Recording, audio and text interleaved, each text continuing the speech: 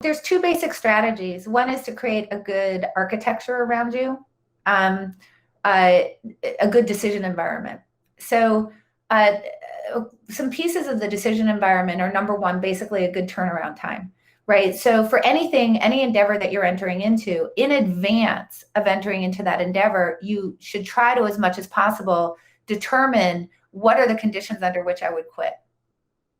So if this isn't going well, if I can't solve for this problem, if I can't produce it at this cost and make that work, if I can't solve this particular piece of the code, if I can't, if I'm trying to build a road and there's a particular mountain that I have to get through, if I can't solve the engineering problem of getting through that mountain, I need to stop.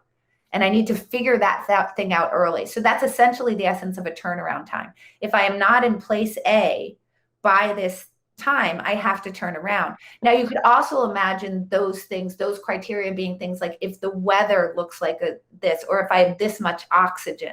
So we can imagine what those things are. Now, the key is that I think that people have the insight that, well, obviously, if I can identify those things in advance, then if they're happening to me in the moment, I'll respond to them like a rational person. So why do I have to do that in advance? And the answer is no, you won't.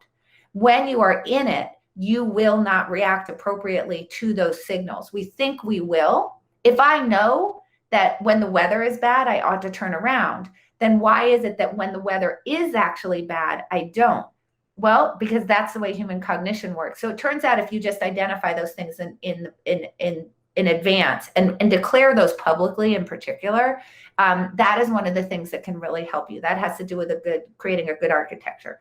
2, get somebody else to make the decision for you. That's a really big one.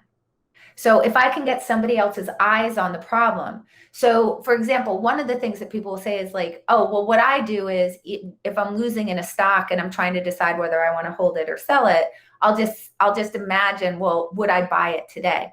That doesn't work because you're in the decision. But if I say to Astro, could you just look at the stock and tell me whether you would buy it today? And I don't let Astro know whether I currently own it in particular, then Astro can actually help me with this problem. And this is actually a really, really big solution to this, is get somebody else's eyes on the situation that cares about your long-term results, but is not worried about just sort of like soft pedaling and trying to make you feel good.